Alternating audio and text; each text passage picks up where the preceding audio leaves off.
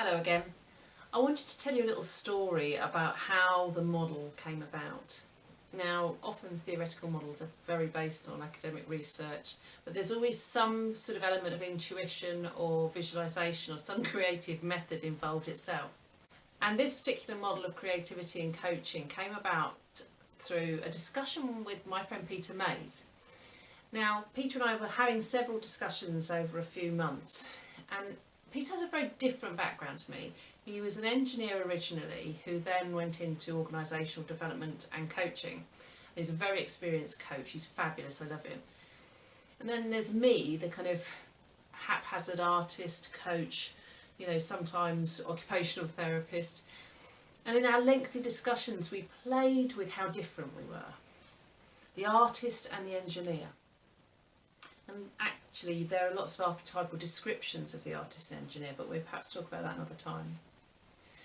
And we explored the similarities as well as the differences between us.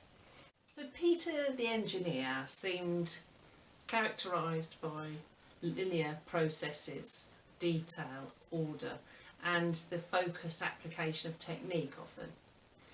Jen, that's me, was the artist, was random, creative, fun, a bit disorganised, perhaps a little disruptive. And we initially felt like polar opposites. But over time, and through letting go of all our quite tightly held stereotypes, our assumptions, we allowed ourselves the freedom to explore how similar we were as well. So more than that, we started to explore what happens in the creative process, both in the arts, the sciences, and of course in coaching. So over time, when Peter and I met, I found myself drawing the same little image in my notebook.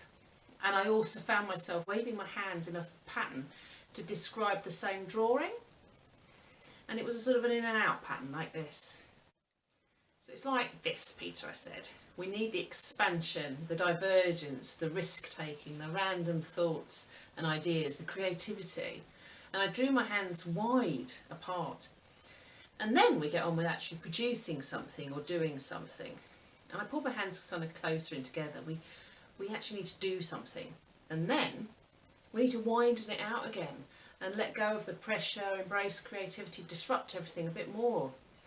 And then we need to focus down again, nail things down, make choices, take actual action. And my hands came together again.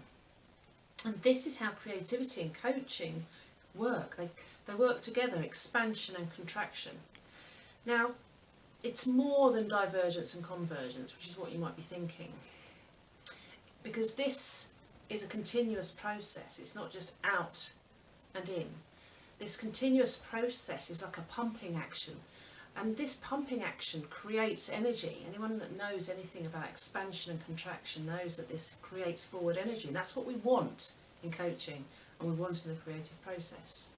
So it was this waving of hands and this little diagram that was the starting point and provided me with the initial idea of a model of creativity and coaching. So no, it's not a 4-box model and it's not an acronym. It's a bit of a funny diagram.